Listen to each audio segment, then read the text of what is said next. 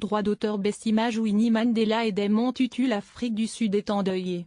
Plus de 4 ans après la mort de Nelson Mandela, son ex-épouse, Winnie, vient de mourir. Âgée de 81 ans, la femme politique s'est éteinte ce lundi 2 avril à l'hôpital de Johannesburg des suites d'une longue maladie, comme indiqué par son porte-parole. C'est avec une grande tristesse que nous informons le public que Madame Winnie Madikizela Mandela est décédée.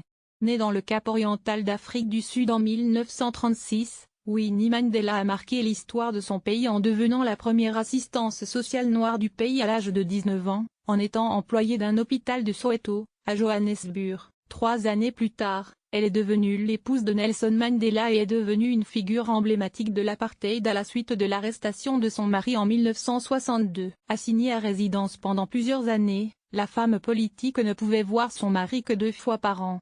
Un beurre, une balle surnommée mère de la nation par les Sud-Africains, Winnie Mandela est aussi connue pour avoir tenu un discours lourd en 1985. La femme politique a vu sa réputation sérieusement endommagée en tenant des discours de plus en plus radicaux contre les Boers, pionniers blancs d'Afrique du Sud. Sa réplique un beurre, une balle a longtemps défrayé la chronique.